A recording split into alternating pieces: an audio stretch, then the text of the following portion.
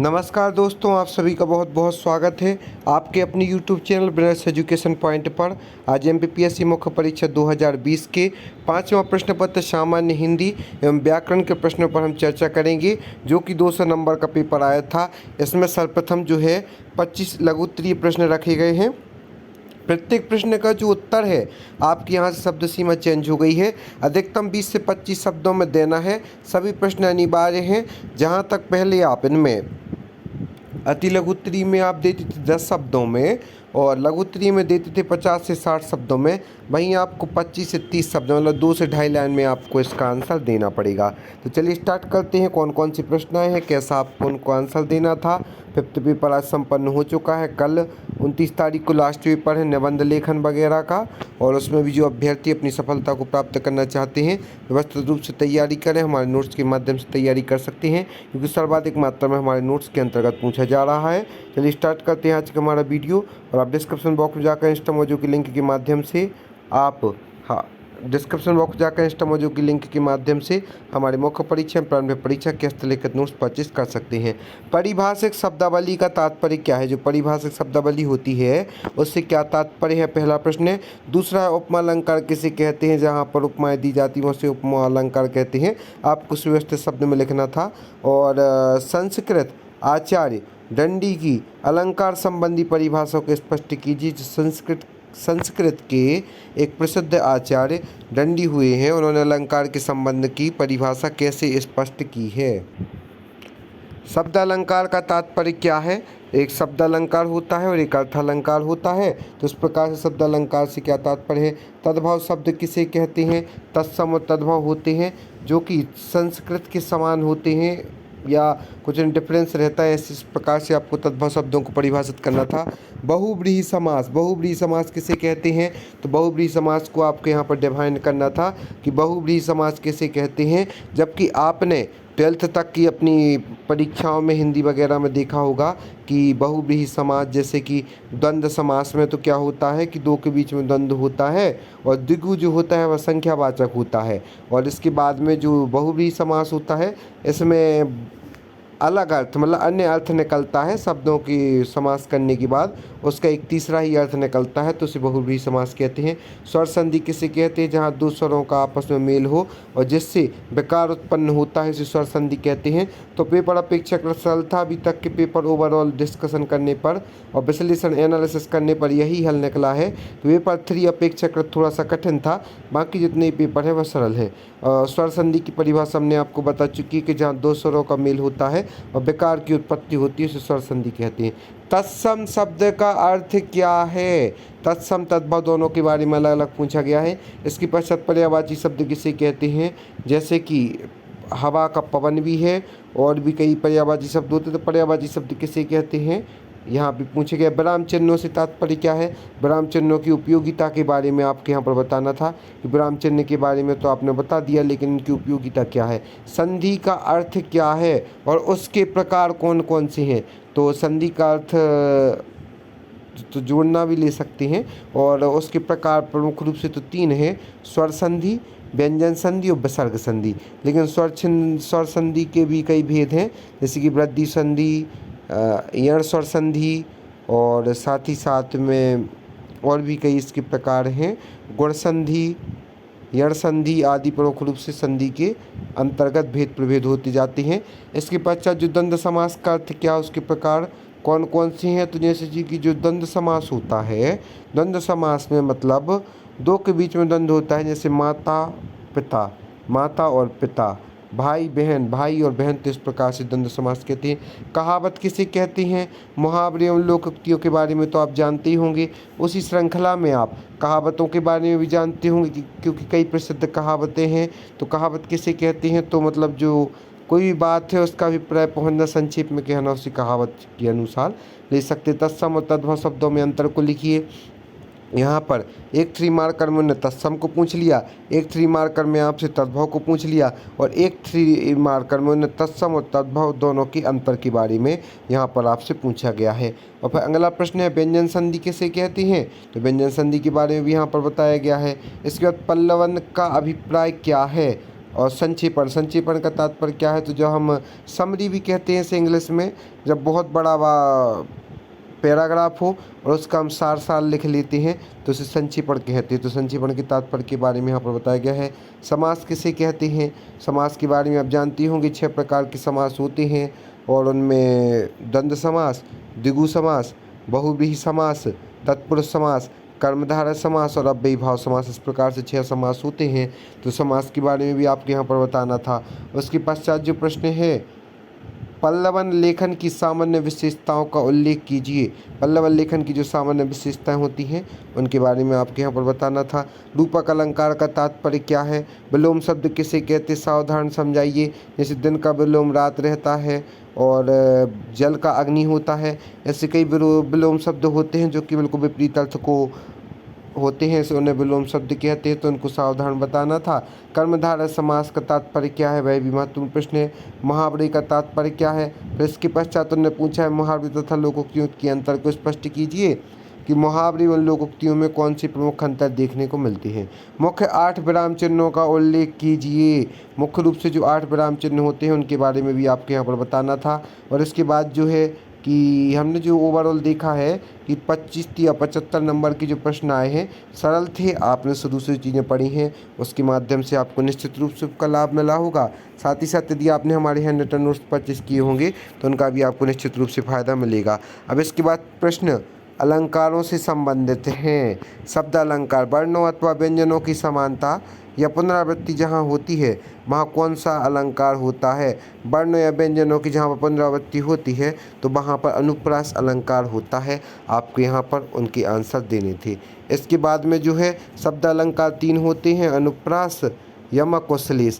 लाटानुप्रास अलंकार जो है वह किस प्रदेश से संबंधित माना जाता है। इसके बाद तो पर बारो उर्वशी, सुनु राधिकी सुजान, तू मोहन के उर्वशी है और बसी समान।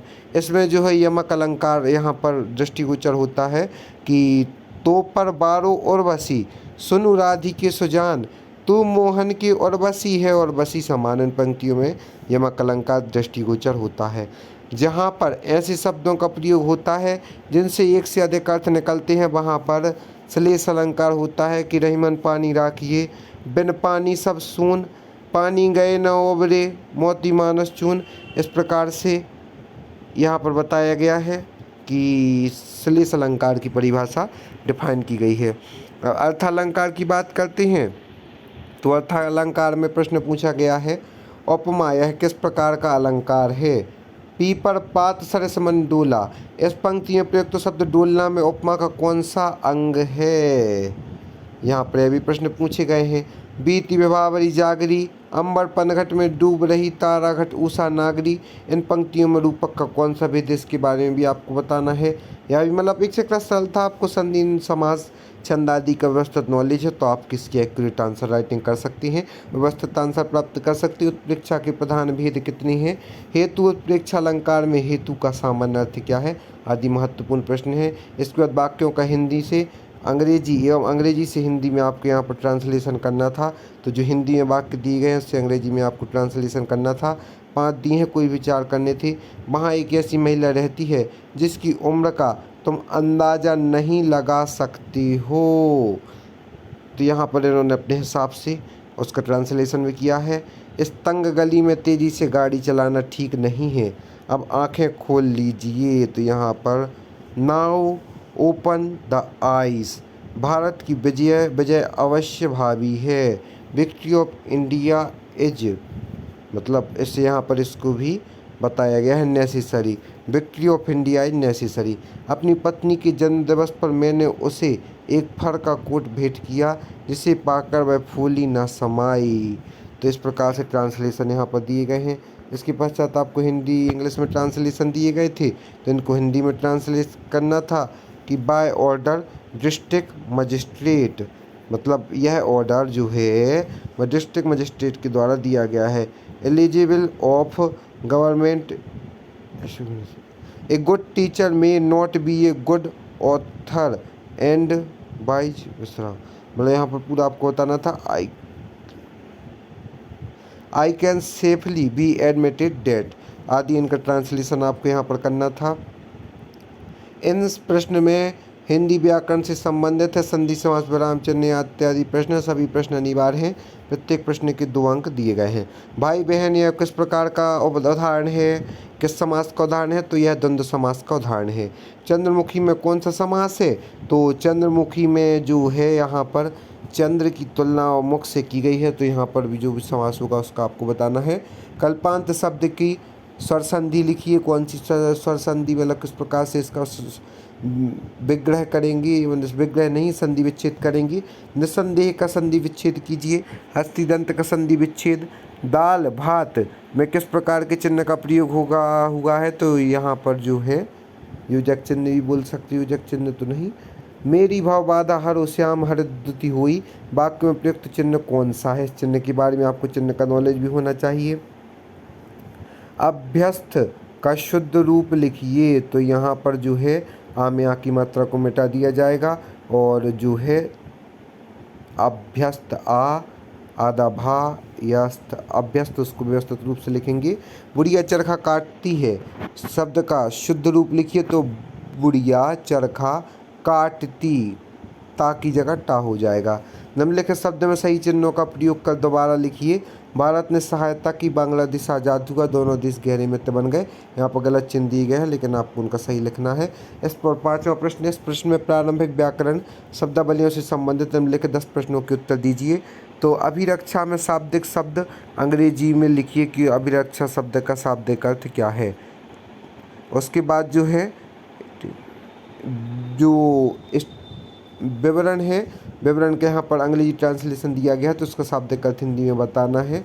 आधा तीतर आधा बटेर का अर्थ होता है अपूर्ण होना, तो यहाँ पर यह भी दिया गया है। कृतज्ञ का विलोम है उपकारी भी कह सकते हैं, और कृतज्ञ नहीं कृतज्ञ का विलोम शब्द यहाँ पर आपसे पूछा गया है, वो विलोम शब्द आपको यहाँ पर उसका बताना है। इसके बाद का प्रश्न है, जिसमें 4 पद हैं, अनेक शब्दों के लिए एक शब्द बताइए, तो चौपाया भी बोल सकती हैं। इसके बाद जो महत्वपूर्ण प्रश्न वह है कि वत्स की तद्भव शब्द लिखिए, तो वत्स का तद्भव शब्द बेटा। अमृत के 3 पर्यायवाची, तो पीयूष सुधा अमय, जो है वह अमृत के 3 पर्यायवाची शब्द यहाँ पर आपके लिए बताए गए हैं। इसके बाद का जो महत्वपूर्ण प्रश्न है वह है इम्पोस्ट का शाब्दिक अर्थ आपको हिंदी में बताना है। इसके बाद 6वें में अभ्यर्थी जिस गद्यांश का उत्तर लिख रहे हैं उसको स्पष्ट शीर्षक क्रमांक का उल्लेख करें। तो यहाँ पर जो आपका है साहित्य के बारे में यहाँ पर बताया गया, साहित्य में मनुष्य के जीवन का प्रवाह परिलक्षित है। इसमें आपके बारे में जो प्रश्न पूछे गए वो ही बताना है। लेखक के अनुसार साहित्य वास्तव में क्या है, और इसके पश्चात जो है साहित्य में निहित स्थितियों की व्याख्या और मूल्यांकन उसे किन कारणों से संकीर्ण बना देती हैं। तो गद्यांशाएँ हैं, इनके बारे में आपको बताना है। साहित्य किन अर्थों में प्रभावी और व्यापक होता है, वस्तुतः साहित्य का निर्माण किसके भीतर होता है, उपयुक्त गद्यांश में साहित्य के प्रति किस प्रकार के दृष्टिकोण की प्रधानता दिखाई देती है, आदि। इसके बाद आज के सांस्कृतिक मानचित्र को देखिए आप, जो अथवा में है, अथवा में भी यहाँ पर बताया गया है कि सांस्कृतिक मानचित्र आदि की संस्कृति के बारे में बताया गया है, किस प्रकार का जीवन है, भारतीय समाज के बारे में बताया गया है।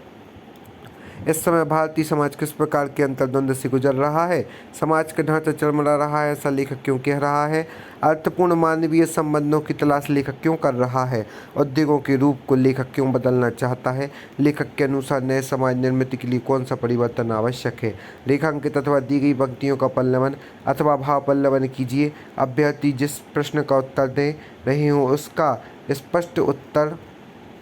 स्पष्ट उल्लेख करें। 10 नंबर का है, प्रतिभा श्रम और अभ्यास के तटों में बांधकर बहती है। पल्लवन मतलब हमें इसका विस्तार करना है।